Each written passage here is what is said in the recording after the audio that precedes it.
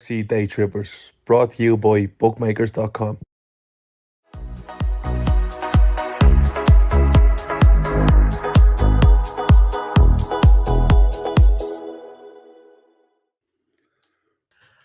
Good evening, welcome to Full Time Reds, sponsored by bookmakers.com. It's me, Chris Brack, it's him, Kev O'Sullivan, and it finished Real Madrid 1, Liverpool 0, 6-2 in aggregate. Liverpool are out of the Champions League, and not a lot to play for now, and apart from a hope for a bit of top four look, but we'll see.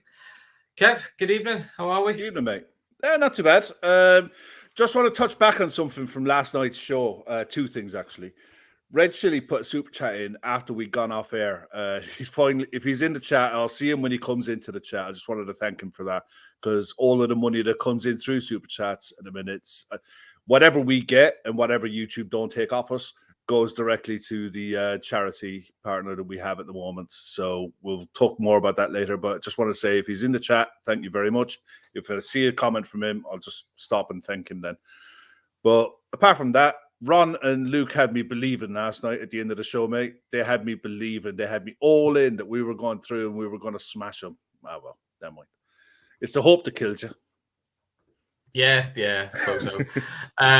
I'll be honest. We'll go through the game, but I'll be honest, mate. Goes for the lineup. At the end of the day, were you surprised with that? I mean, I picked it. That was the lineup I picked last night. I thought he given the midfield choices that we were left with when we saw that Henderson didn't travel and Stefan was injured. I thought, what options does he really have? You know, were you surprised ultimately, or were you like, ooh, this is a gamble? The only debates I could think of yet was it's Jota or Bobby, and it's a bit of a flick of a coin because, you know, Bobby's probably the better goal scoring form overall, but he's just come back from an injury. Jota has been back a bit longer from an injury, but he's a bit woefully out of form. And then midfield, you're like, well, if it's not Milner, you sort of go in. You can't play Elliott in a 2 because you can't. That's just he's not built to play it. You can't play Ox in a 2, and Keita and Jones haven't been seen for last 3 or 4 games because of injury. So it was a little bit like, I suppose, really, when you look at it, that's all we had. So. Yeah, so the lineup didn't surprise me. I was kind of hoping second half for, I don't know, a little bit more of a, go down fighting. But ultimately, I also thought they just controlled the game. Start to finish, I thought they controlled the game. And if we're honest, man of the match was Alisson, because if it wasn't for Alisson, they could have had 3 or 4. Let's be perfectly honest. They picked the moments first half, and the save he does against Vinicius Junior first half is ridiculous. He could do nothing about that. That one was brilliant. The one that I was impressed with was the one he tipped onto the bar. I can't remember who it was off, but Modric. It took a deflection. Camavinga it was. Camavinga, and it deflected off Milner. Yeah. Exactly. It took the deflection, and he got a hand to it, and it went off the bar. I mean, look, at the end of the day, the 3 stages the 2 all stages that they had in midfield bossed a lot. That's the gamble you take when you're playing 3v2 in midfield against that 3. Yeah. And it doesn't matter whether it was Camavinga or Tchouaméni. It's the know-how of Kroos and Modric in the game situation that they were in. They were literally had to manage the game. It didn't matter whether, if they won, drew, even if we got one ahead, that they were they're really all stages and all hands at doing it. So I haven't got any problems with it, but the second half of the leg. Oh, you still there? Yeah, I think my internet is playing a hole in. Yeah, I'm still there. Yeah, it's just the second half of the first leg is where we lost it, and those three goals that we conceded in the manner that we conceded them through the tie away. If you were looking at tonight's game and say, for example, that was a first leg and you were away from home at Real Madrid, you'd have taken that because they're top side. They're going to get chances. So you need your keeper to play well. You need to ride your luck, and you need to hope that you can take a chance going the other way. I think our best chance came at the very start of the game. Carvajal played a loose pass back, got to Salah. Rudiger dived in. Salah got the ball into Darwin. Darwin took it on his right foot. He needed to get that into the corner. Okay. He gets that into the corner, you're on your way. But it was straight at the keeper. Yeah. Should we talk about the goal? Because about after the chat, Trent dropping someone himself, something he's the worst player. He's just not a right back, So, do you want to talk through it and give your opinion? We'll see what you think of it. Well, the way I saw it, it was a perfect pass in to Benzema. Benzema made that run all night long. And virtually every time we caught him offside. And the ball came in, the two centre-halves were split. Benzema went through the middle. He was onside. Virgil got to him, but Vinicius went with Virgil. Ball fell so kindly, it was unbelievable. Ball came back. Goal. Could they have done more to cut it out? Yeah, they could have been a bit more switched on. And if their brains weren't fried, if my auntie had balls, she'd be my uncle. Doesn't matter. It was a bit of luck in the box. Ball bounced kindly for Vinicius, played it across. Benzema slotted it home. Happens. In fairness, we had chances in the first half that we should have done better with, and they would have been furious at conceding, given the fact that they really managed the game a lot better than what we did. But they were in a position to be able to manage the game. I just thought I laughed when the ball went in. I just laughed because it's typical of the tie that conceding that kind of goal, given the goals that we conceded in the second half of the first leg. It was just it's typical of the season. It is. It's typical of the season. It's like, what in the hell? I can't see the point in losing my shit over conceding a goal like that when it's not the case that it hasn't been. It's not from a want of effort that they're not doing it. That's one thing I won't slag them for tonight is the lack of the effort was all there all night long. They gave it they gave it the best shot that they could. It's just not as good as this Real Madrid side. And that's just a simple truth. This Real Madrid side are a better side. And the fact that we went over there, we lost 1-0 on the night. I still don't think the first leg was a 5-2 game. Finished 5-2, but it wasn't a 5-2 game. Gifted up at least 2 goals, maybe 3. But at the same time, it is what it is. Yeah. We go out and conceivably could be the last Champions League game we play for a little bit. Unless they can try to figure out a way of playing when before we come back, during the international break, come up with something to try to make it work. But as it stands at the minute, the way the Premier League results went. Patsy, are you on drugs, lad? You don't think that the players tried tonight? Quite a few don't feel like Kev. Look, each to their own. If you guys think that side went over to Madrid tonight and didn't try, I suggest you go and watch Cody Gakpo and what he was doing tonight. Because when we were defending, he was playing as a right-sided 8. When we were attacking, he was playing at a 10 and trying to play as a second striker. We've never done that before. We don't play like that. That's the gamble. And you have to ride your luck when you're playing like that because you're vacating the right side of midfield completely, isolating Trent 1v1 against arguably the best left winger in world football at the moment. And you're going to ride your luck. And you're going to have to be 2-on-1. And sometimes it's not going to work for you. But we lost 1-0 at the end of the day.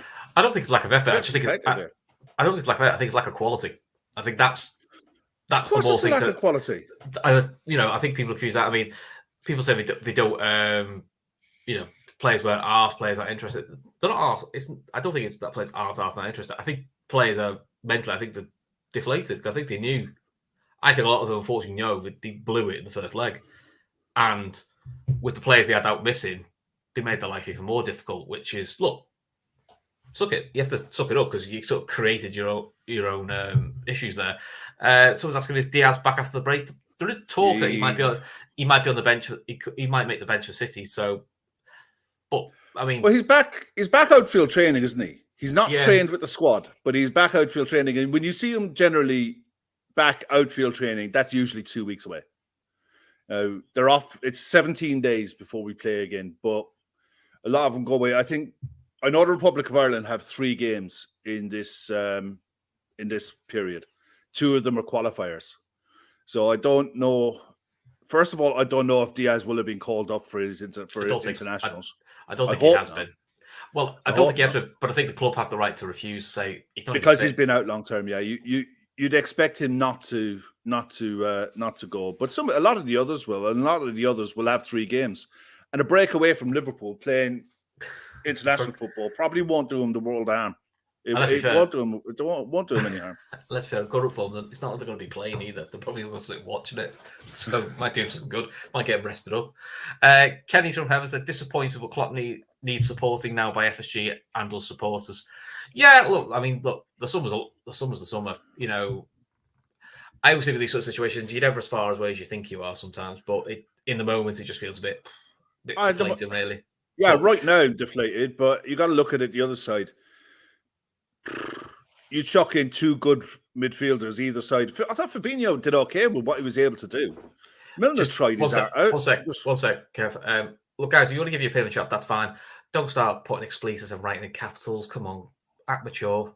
You know what I mean? And if you're tweeting Klopp out, this is probably not the channel for you because we're probably not going to really talk about that. Yeah. So if you don't like it, I'm sure you'll find somewhere that does talk about that, but that's not us.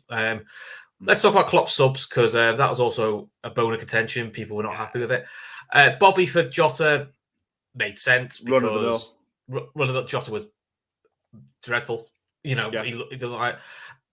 I was surprised that Nunes off. I thought he'd kept him on for his pace, but to be fair, he did make a big impact in the whole game anyway. I mean, to be fair, not many did. I thought Gakpo in the 10 did all right. I thought when he came to the left, he'd give us something. And whether people like it or not, they're not going to take Mo Salah off because he's your top goal scorer. And if you look at other clubs, City won't take Haaland off if they're losing. United won't take off Rashford if they're losing. And Spurs wouldn't take off Kane if they're losing. All clubs had the big players. Real Madrid, if they were losing, wouldn't have took off Benzema. Yeah. There was one moment in the second half that frustrated me with Harvey. I thought his overall play was okay. I thought we were a bit better when we went to that. Very shot shy. Yeah, very shot shy. And that's down to being confidence, I think. It's either him still feeling like I'm the young kid and I'm not entitled to take that shot on, or it's confidence. It's one of the two. He's got to get over that. And look, I think Madrid probably did enough to block off the area where he wanted to shoot, but you still take the shot and try and win a corner at least. But other than that, I thought his all-around play was okay. It was just that decisive moment. You think, 15 minutes to go, you get one, who knows? But again, it was still a really good move. It was probably our best move of the match to create that chance. And he's got to have a go at it. It's on his strong foot as well. He did everything right to get into the position. It's just bang. It wasn't there. Yeah. And I'm definitely not going to be slaughtering a 19, 20-year-old kid for it. Taking Darwin off, I thought someone had to come off. Gakpo, at least, I thought in the 8 did okay, did the best he could. And I don't think Darwin really... He had the chance in the first half. And after that, I don't think he really did enough. And it was at the stage again. It was like, look, if it works, you're a hero. If it doesn't work, what about it? Yeah, it's like I thought the Ox one, that was the white flag going up. It was, look, we know you're leaving. Thanks for everything that you've done. Go on and have a run and see if you can do something. It does raise questions for Curtis Jones and for Keita. It does. Curtis Jones and Keita haven't been in the last 3 squads because of injury. So be it. Ox has been barely seen since. I don't actually remember the last time Ox made an appearance for us. Well, the last time he made an appearance in the Champions League was in 2021. Just in general. It just came up. It came up in the commentary. The last time he made an appearance for us in the Champions League was in 2021, and his season has been absolutely ruined by injury. But that's what that stuff felt like to me. That story of his 40 Liverpool career, isn't it? But you're absolutely right of what it says about Naby Keita and Curtis Jones. It's questions. Whether questions have to be asked or not. Look, there's constantly questions about Curtis. Maybe Klopp answered 1 or 2 tonight. Yeah, Anto Chill's asking why was Ox going on ahead of Curtis. I mean, Ox went on to play centre mid. You're not playing Carvalho centre mid, to be fair. Yeah, 100% you're not. So, like you said, Ox just came on because, I'll be honest, Milner ran himself to a standstill. Yeah. Actually, to be fair, I thought Milner did in a midfield two did as well as he could because Milner's not built to be a midfield two, but when you've got no Stefan Bajcetic and you've got no Henderson, you've got no Thiago, Keita's clearly not fit. Well, you are limited. Kev asked a question there. What service are the forwards getting? And it's one of those things. If we move to this 4-2-3-1, 4-4-2 system, then they're going to have to figure out patterns of play. And you can tell that it's something that they haven't, that this group of players haven't really worked on a hell of a lot. That they know the patterns of play to make it work. But saying that, we did have 4 or 5 really decent chances tonight. I wouldn't say they were gilt-edged chances. There was a couple of Courtois made some good saves, but we did have chances. I think we had 5 on target. They had 8. I think we had 1 in the second half. I think that was the disappointment. And that's the other side of it. I saw a lot of comments online before we come on that we should have thrown the kitchen sink at them. If you throw the kitchen sink at this lot, they'll take the kitchen sink, put some Vaseline on it, and then they'll give it back to you in spades. They're too good a side to take that many risks. I thought we took as many risks as we could, given the lineup that we had and the options that we had available. I don't think he could have gone any more without getting slaughtered. And I think that was a real possibility. Just curiosity, when was the last time we played a front 4 and it worked? And it really worked because I've seen to remember we've done this front 4 thing a few times, and we also like the idea. I like the idea because you think more goals, but it never seems to quite click the way we do it. And it always feels like maybe we just need to stick with a 3, and you just have 2 options off the bench because it doesn't seem to quite work. Yeah, I suppose you'd have to define work because the last time the one that sticks out in my head is Man City away, and that was a draw. We fought each other that day, I think, to a draw. Yeah, but I don't think it's ever something that we've gone with an idea of playing against a side. Well, we haven't one that you're expected to go and beat and then go and tonk them. I don't think we've ever done that because, again, it's like you see it a lot in the league when sides start playing a 4-3-3 and go to a back 3 or something like that. It's very rare that you see it instantly work. It's something that takes months on the training ground and months in games to get used to and to play. We didn't fall into this 4-3-3 that we've been playing for the last 5 years, and it worked. It took the best part of probably 8 months to get it to a place where you'd felt confidence in it, because there were times in that first half tonight when you saw them pressing and they were all looking at each other. Is he coming with me? Is he coming with me? If I go here, who's looking after this guy? Whereas if they're in a 4-3-3 and it's the normal 11 to play, barring the odd 1 or 2 changes, it's instinct. I mean, that's a difference. David's saying, hey, 4-4 it does lack a bit of fluidity. That's how I feel about it sometimes. I mean, Keppel's saying, I think it's the 4-2 said it won't work with Klopp. I mean, 4-2-3-1 should work with Klopp because that's what his Dortmund side played. That's what he, to be fair, that's what we thought was going to be our formation when he come to us, because that's what we all thought he was wedded to, and he sort of evolved into more of a 4-3-3. Yeah. And we always tweaked it slightly. I mean, to us, tonight may have been a bit more of a, well, this is all, these are the lads I've got who are fit. This is the best formation we can get that can make them work. Maybe if he had a Bajcetic available, or let's say if just Bajcetic available, maybe he would have stayed 4-3-3. Gareth with the comment of the night. Find out who get Coutinho back from Villa. Nah, you're right, Gareth. Lad, you can keep him there. I think Coutinho's got a bad back again. He's got a bad back again, hasn't he? Summer is huge. Back, no. Look, we all know that this summer is huge for various reasons, and the side needs an evolution. The squad needs an evolution. You could look at the subs that Madrid brought on tonight. And look, Madrid are a huge behemoth of a club. We know that, but when you're bringing the likes of Lucas You bring Lucas Vasquez, Tchouameni. You brought in Asensio, Rodrigo. Camavinga looks, I don't know. I've seen bits of Tchouameni, but what I've seen of Camavinga, it just looks I think Camavinga looks better, to be honest. Yeah, look, I think that which you're saying something because Tchouaméni's a very good player, but Camavinga was impressive. To be fair, he has been impressive, but I think the problem they're having at the minute with Tchouaméni is he was playing really well up to Christmas and into the early part of the new year. Come back from the World Cup, played every game for France, really positive, and then he started sniffing himself a little bit. And Carlos decided, no, you're going to sit on the bench for a while and take stock of where you are. You're one of a team, not the star within a team. And Camavinga. Well, they took a gamble on Camavinga. They paid 35 million euro, I think, for him at the time as a 19-year-old, with the view to develop him to be a proper player by the time he's 22. It's which is what we did with Vinicius Junior. They paid a monster fee for him when he was 16, when he was a kid.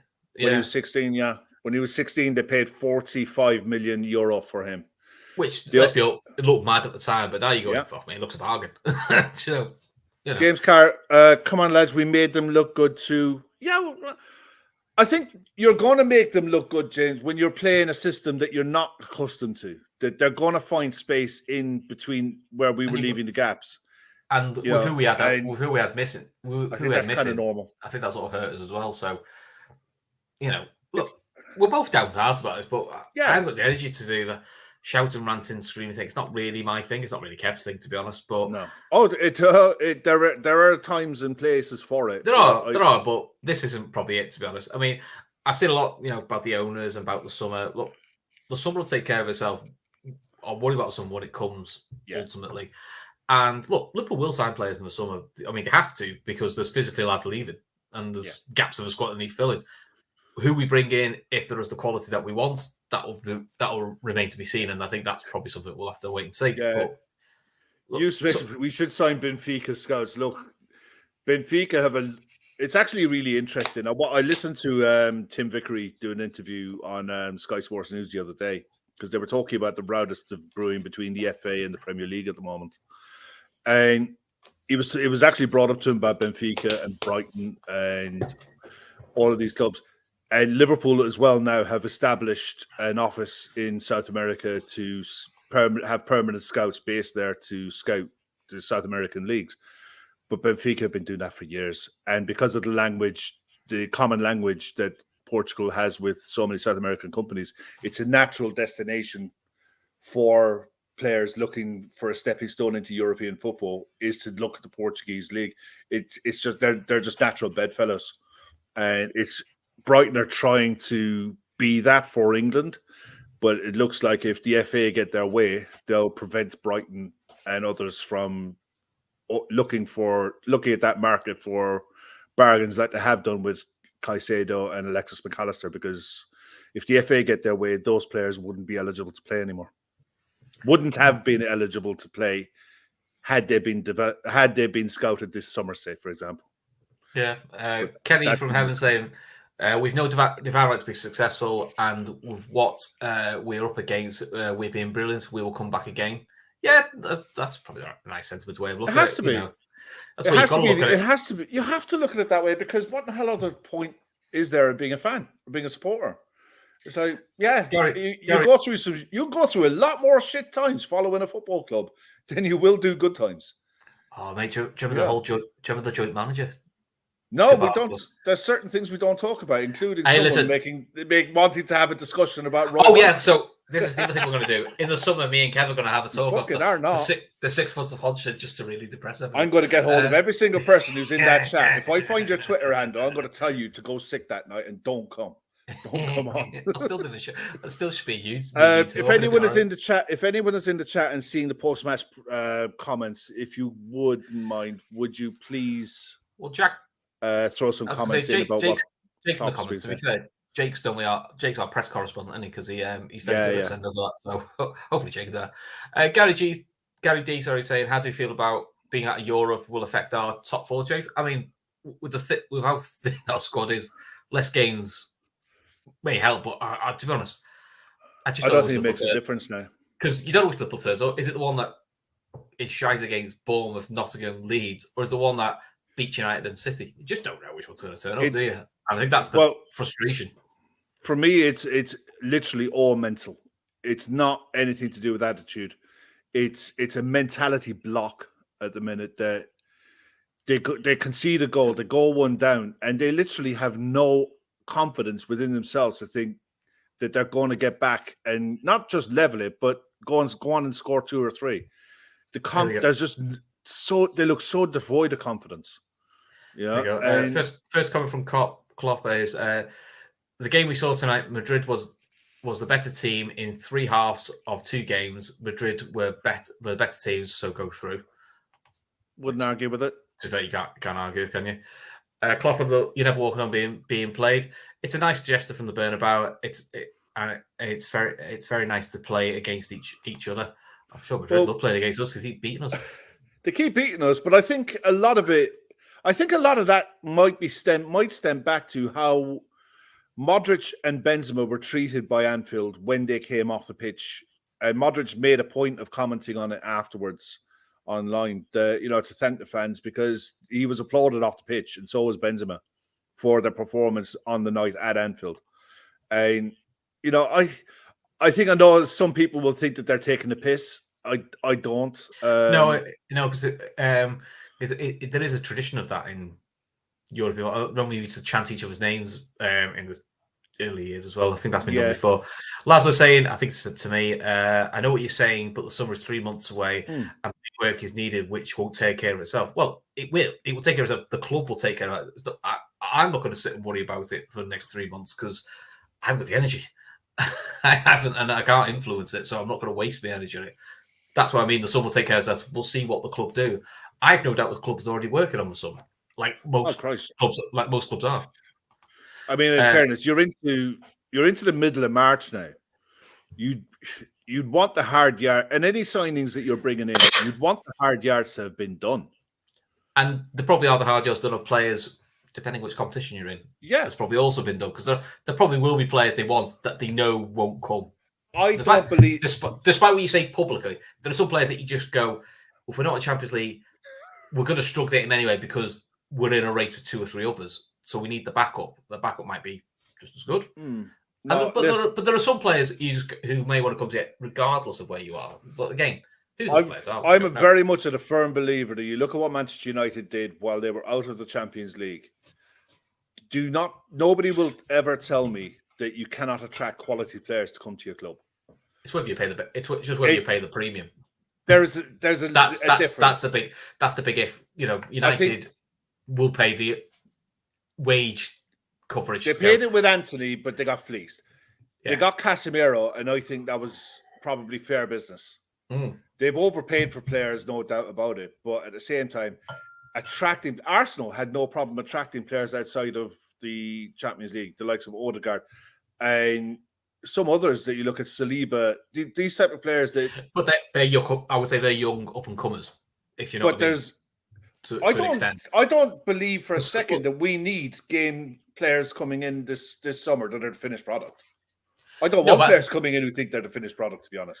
No, but I think you want someone who's I know Gav got really upset with the whole age race thing, but someone who's probably like 23, 24, who's probably like what Mo Salah and Mane were. They know the game, they know what they're about, but they're ready for the next step up.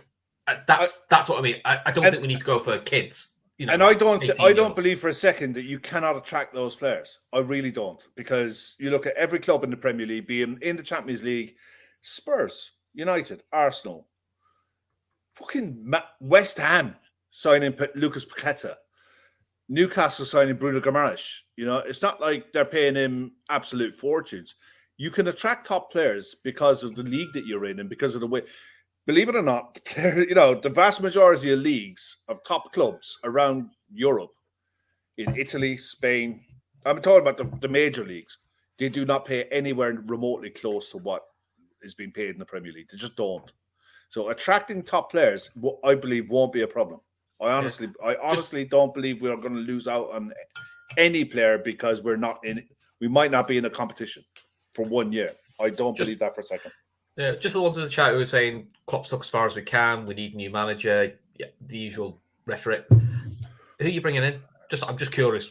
I generally want to know who do you think we'll bring in that will. And this is still under FSG, So it'd be a very similar mindset, I would say, and very similar spending powers to a certain extent. So who is going to, under that regime, do it better? And if you look, I'm more than happy to have the chat about who it is, but I've not seen anyone come out with a name yet where I've gone, oh, okay, that's an interesting one. I've just seen get rid of the manager and then they leave it at that. So the one thing I think the Klopp needs to do, and it's nothing against Pep Linders, because I think Pep Linders is an excellent coach. Another fresh voice. A fresh voice. I think it's the one thing that Ferguson was. People talk about Ferguson's chopping and changing players and what have you. That wasn't what kept him successful. What kept Ferguson successful was bringing in Steve McLaren. And then changing Steve McLaren to Carlos Queiroz. Yeah. And then bringing Mike Phelan up. And Walt Smith for a bit as well. Yeah. Because that's what makes a difference. Linders came in after Buvac left. Well, he was around, but then he left and came back. So, in a way, Linders replaced the Buvac voice. Yeah. So, now, listen, it might not be Linders that much. It might be the other chap, Peter Kravitz. Peter Kravitz. Maybe there's a new Peter Kravitz they need to bring in. Yeah. Gasparini. Do you know who that is? Yeah, Gasparini is. Gasparini is, as far as I know, I think he's at Napoli. Oh, okay. Not sure. That's he's an that's the first name I've seen mentioned. If that's who I think it is, yeah, he's really, really good. But he's never been tested outside of Italy, as far as I know. And yeah, he's had one good season at Napoli. They're doing really, really well. Paul Smith's put Marcelo. Oh, he's Atalanta, is it? Okay. I thought. Okay. Hannah, stop it. I don't know. Someone said Scott Parker, which just made me smirk. Someone said, "Can we do Tuchel just to wind Gab up?" And me, to be fair, I'd actually like to be on that reaction show just to watch Gab explode. Luckily, no one said the fella that I can't stand, so that's going well, because I think that might have in the stream if he came on. Postecoglou, yeah. Postecoglou at Hannah was talking about Postecoglou at Celtic. I can see a few sniffing around it, but again, I can see it's a big jump from Scottish football. So I can see him going to a Brentford to replace Thomas Frank, who I think will go to Tottenham. There he is. Someone's put him. Nagelsmann can't stand him. Fucking knobhead. Oh, that might put me off watching Liverpool. That would. God, Chris Golding is on the cans. Golding. Hannah, no, I get you. Hannah, no, I want Klopp to stay forever, and I'm with you. I want him to stay until he doesn't want to stay anymore. You've got to give him. I mean, look, people say he can't do this, he can't do that. He's got to give him the opportunity to rebuild this squad. And look, he's pretty much done the front line. The back line is probably a centre back swap and maybe another fullback cover. Maybe the big job is, and we all know it's the middle, and I think that's the big job this summer is what we do in the middle, because they'll have to do something, because there's quite a few leaving. I mean, who's going in the summer now? Milner's gone. Keita's gone.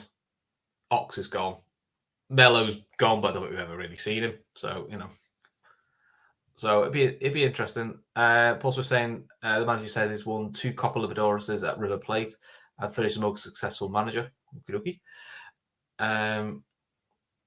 So if you're saying there wouldn't be against Gerrard as part of the backroom staff, good person to have around the club. Yeah, possibly. Yeah, it's a different voice. I don't know.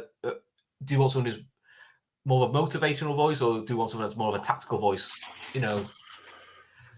One suggestion has been Steven Gerrard to be a backroom person as a different voice for Klopp.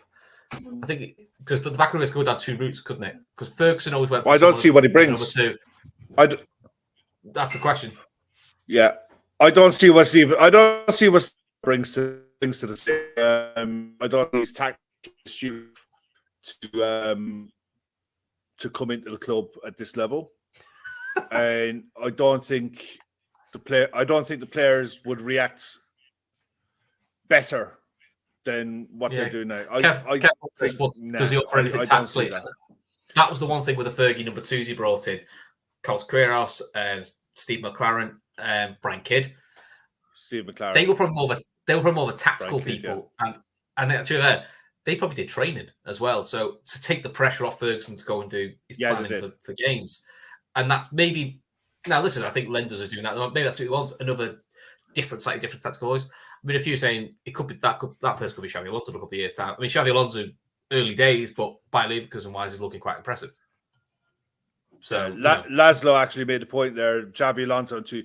Xabi Alonso is one that I would definitely be keeping an eye on. He would be more. I would say at the moment you would think of him more like being a Liverpool manager than a Steven Gerrard. Yeah. To be fair, I think he's also had the benefit of playing under Rafa. He's played under Mourinho. He's played under Ancelotti, Pep. So a lot of brains he's picked there. To be fair to him, and he's done it over playing wise. Done it over a lot of different continents. Yeah, and helps a lot. And Bayer Leverkusen wasn't exactly an easy job he took on.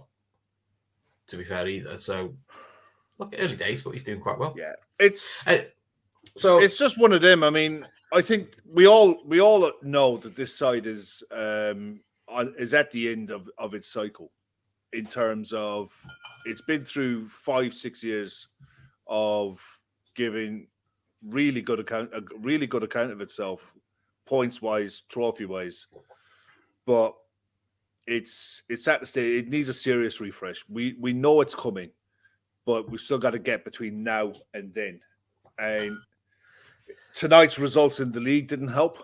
It's literally just added more flames to the fire, or more fuel to the fire, with Brighton winning and Brentford winning. So it's going to be a fight to get into Europe anyway, whether we get into the Champions League or UEFA Cup or I know it's Cup Winners' Cup. It's just fucking easier for people of my generation. Yeah, it's exactly. Also, the Cup Winners could just sound better, didn't it? Yeah, but it's and the thing is, for example, if you look at it, if the worst happens, right? Say if we do finish and go into the Europa League, you can blood in a squad like Arsenal have done in the Europa League and what Manchester United did in the Europa League. We did it in 2000. Focus on, and we did it. Yeah, we did 2000, it in 2001, and then listen, it didn't work out well for Brendan, but Brendan started blooding players in the Europa League, and then Klopp took over. Benefited from it. So that's the benefit of the Europa League.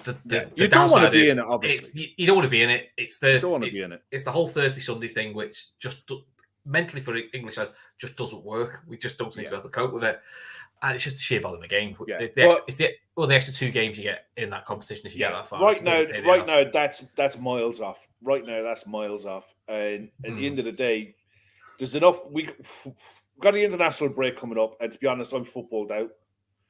I'm all footballed out. Ever since the end of the World Cup, we've been non-stop, haven't we? It's just like you're just sick of doing shows a weekend. That's what it is. It was at least we were doing at least 2 games a week for the majority of it, and just as a fan, I didn't watch a single game this weekend apart from the last 10 minutes of the Liverpool game, and I did not miss it. I didn't have any interest in it until I was asked on Monday, will you come on Monday night? And then I went searching for highlights.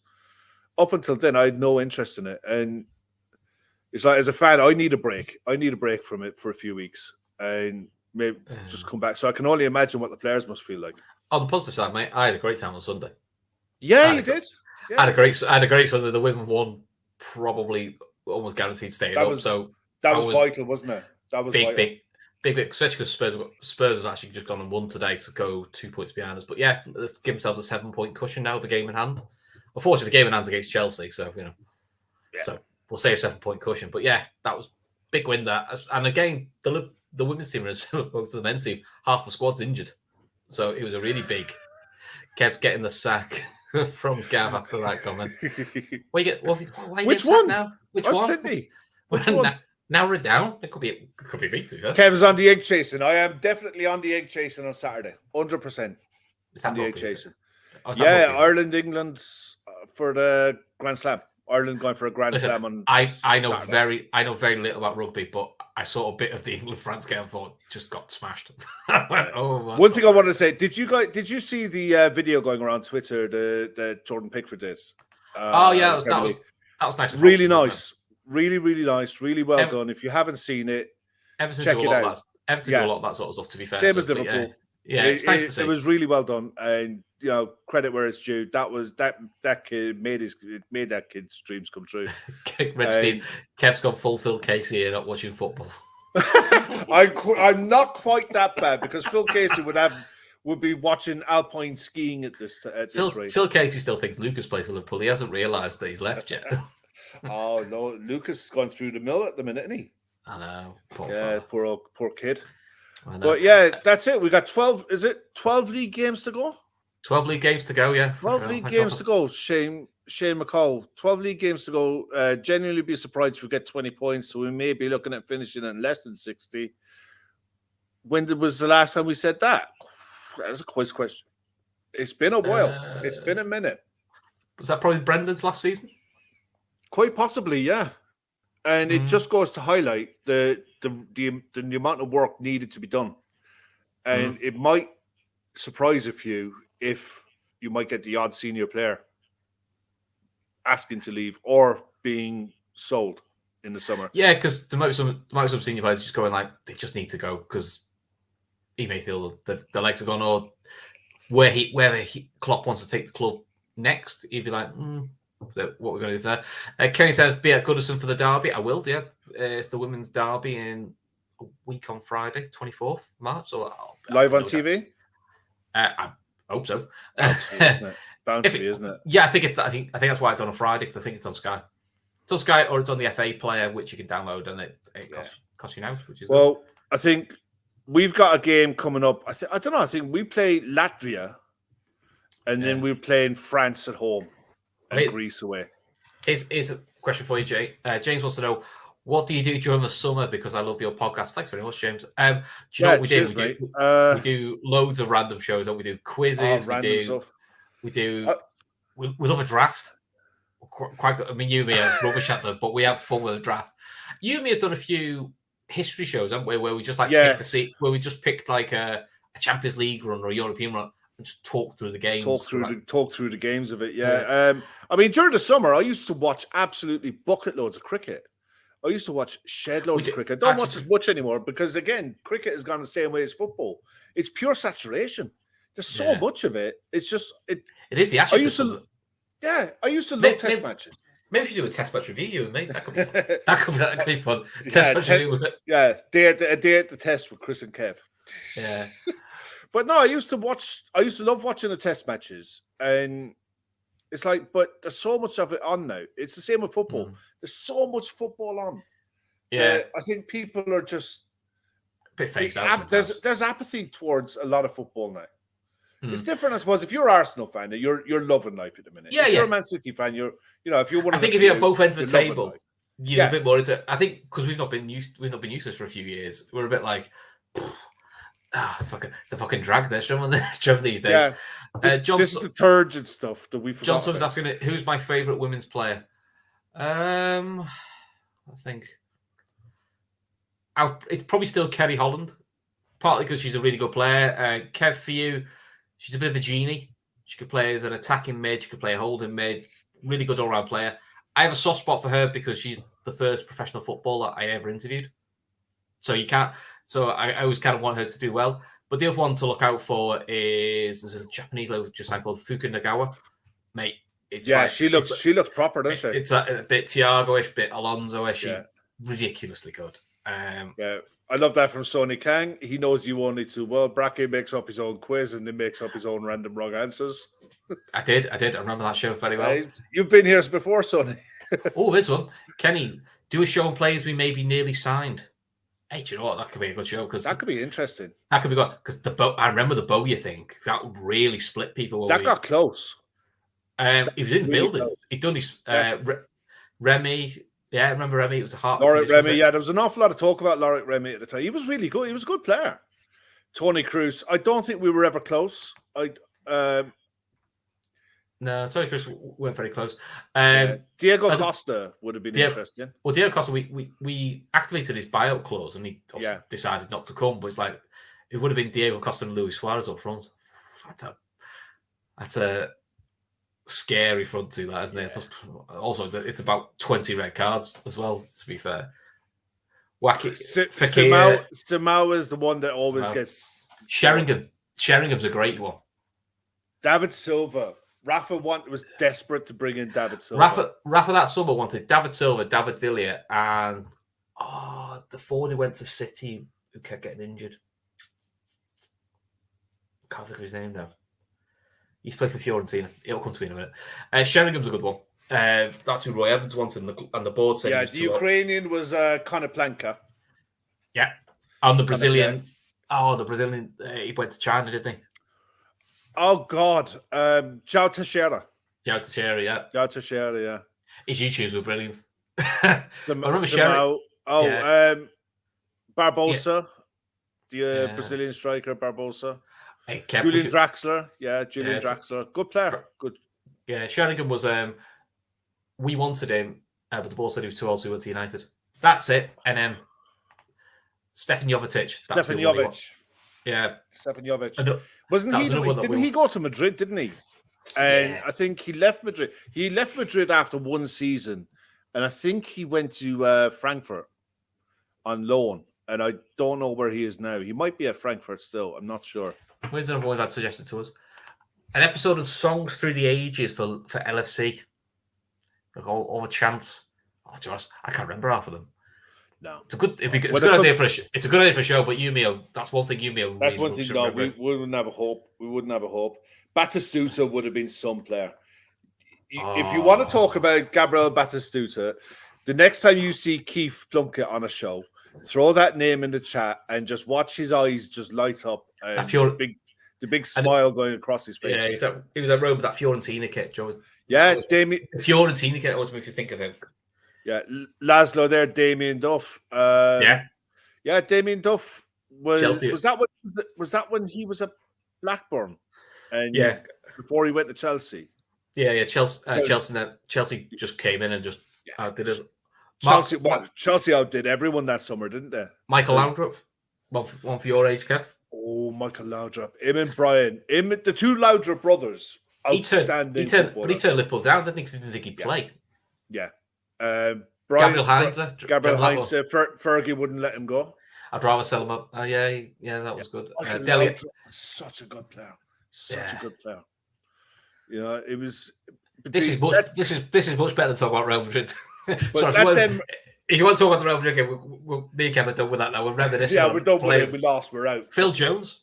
Do you know what? To be fair, and people laugh, but at the time Phil Jones was at Blackburn. Everyone wanted him. Everyone wanted him. Yeah. Anelka, Anelka, what could have been? Anelka's the one that we really screwed. We really screwed up on. Dele Alli, Dele Alli almost signed for us for sure. For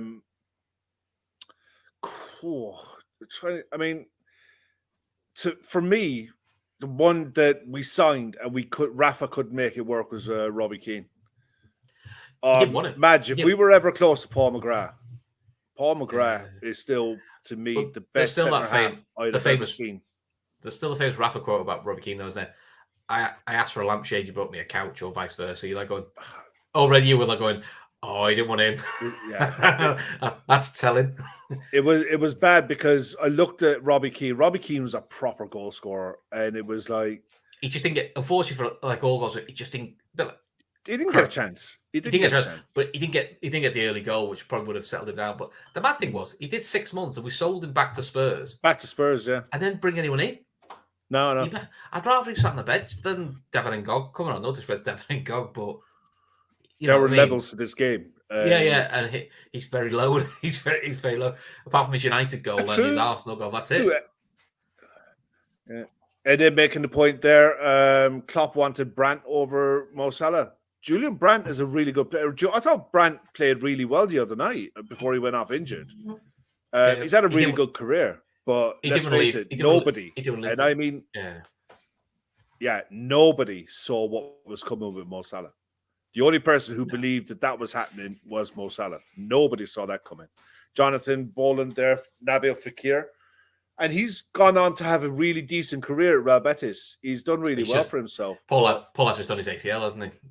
Yeah, he's kind of. I don't know if it's the same knee, but I think it was the other knee. He did it a couple of days before the United game, didn't he? Yeah. So top player. Yeah. Jake's right, though. We all loved Reina and Gog hug after United game. We did. I remember that. Reina running the full length of the pitch when he scored. Look, ultimately, I mean, there's definitely going to... are we going back to this, are we? Oh. I'd say, look, over the next 2.5 weeks, there's going to be shed loads of shows, and I'm sure there are going to be shows that cover all of this and probably more, but... Danny Alves, remember that one? Danny Alves, man. I just don't... See, you got to look at it in hindsight. We should do this as a show, Kev. What do you reckon? We should do this as a show. Would these players have been the players they've become if they'd have come to a struggling Liverpool side at the time? Because I don't think we were in a position to take a lot of these players and bring them on to the next level.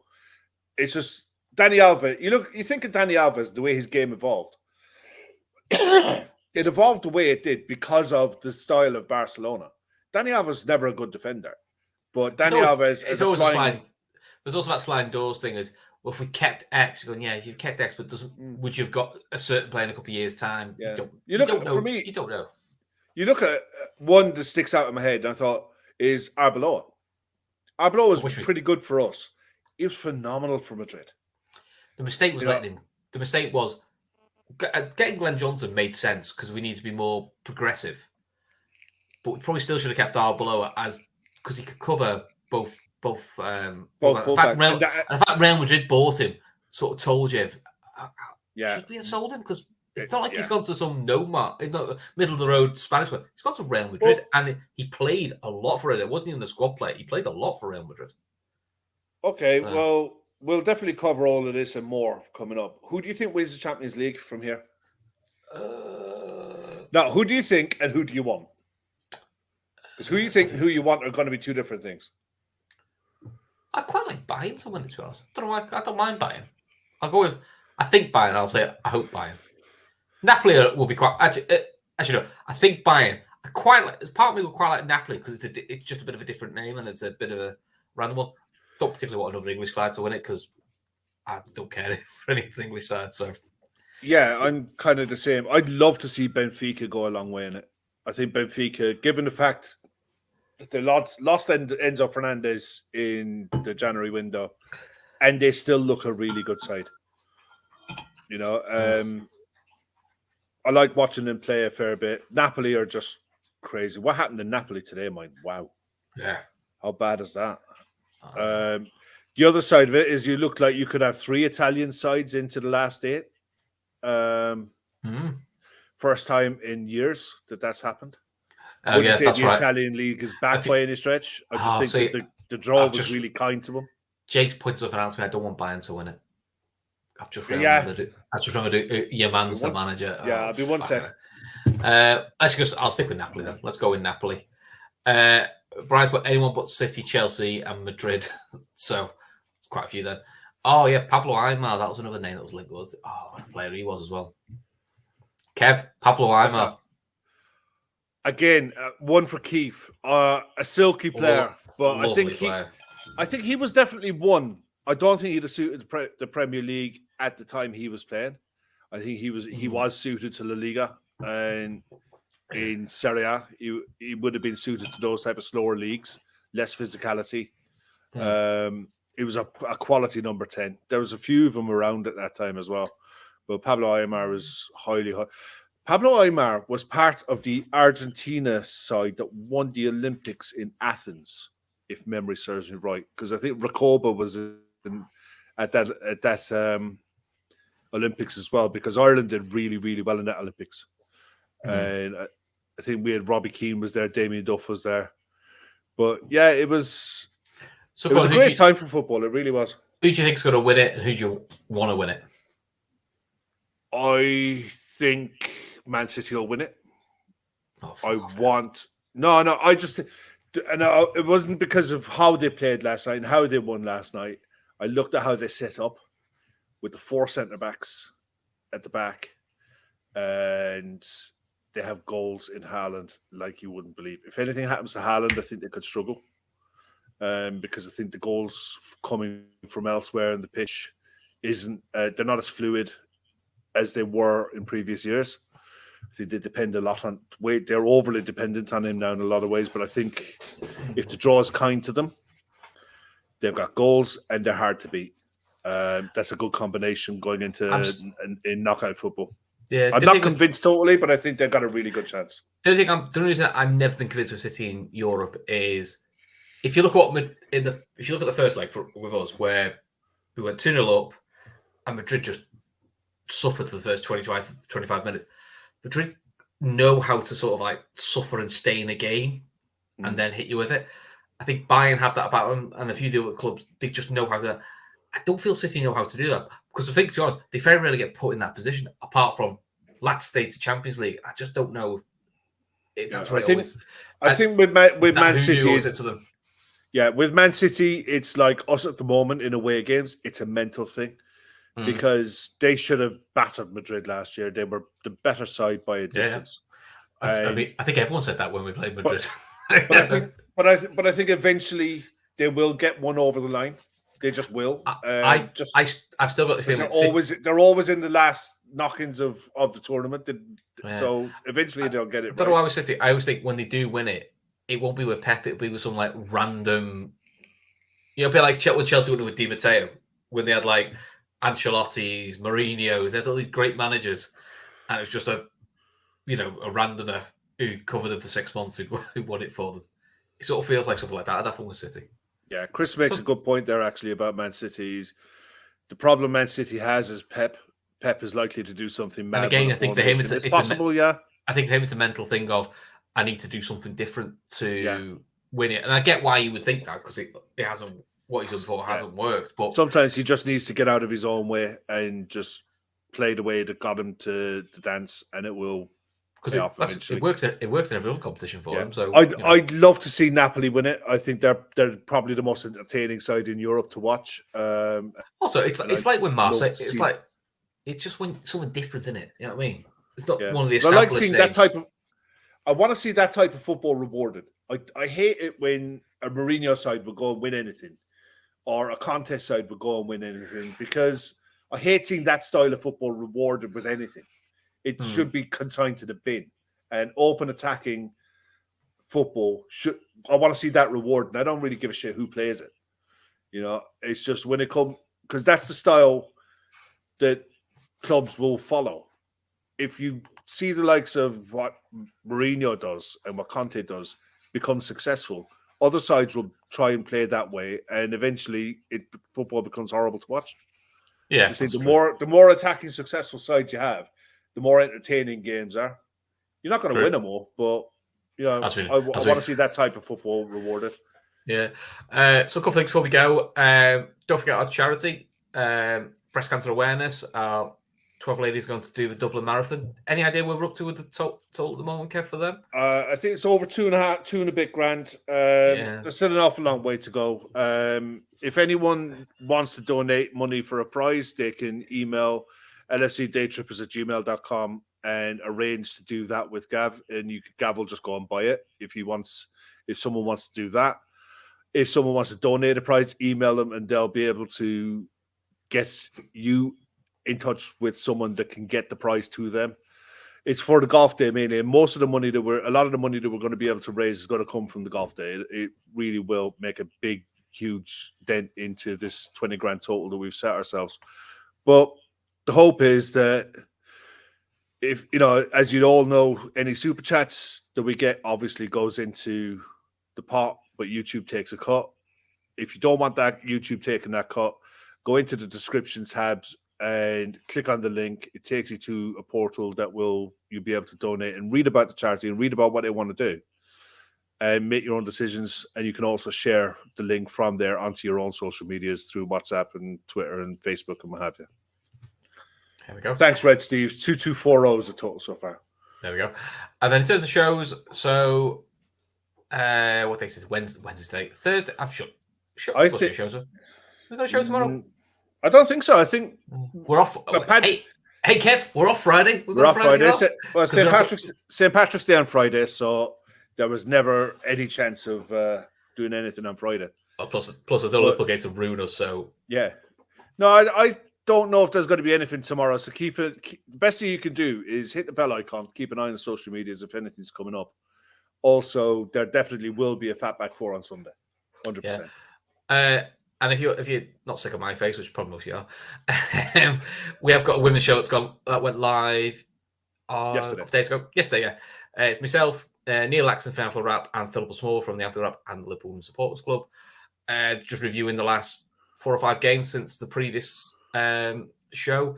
We have a bit of a big chat about what's next for the WSL and women's football, and then we had a bit of a big chat of where we think this squad might go for next year, what changes we think might be needed, and just a general talk around women's football and how it's developing. So it was good, but just over an hour. So, Neil and Philip are always good value for this, to be honest. And we're hoping next time we might hopefully try and get Emma Sanders on as well.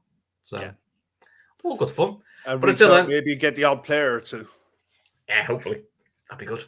But until then, Kev, anything else from you before we go? We'll let these people go to bed. Chris Golding, come on, Ireland. The egg chasing Masters on Saturday against England. Hopefully we'll finish that season with a Grand Slam. Other than that, chilled right out. Apparently you'll be live streaming from the gutter, Kev, according to Red Steve. On Friday. I don't know what he means by that.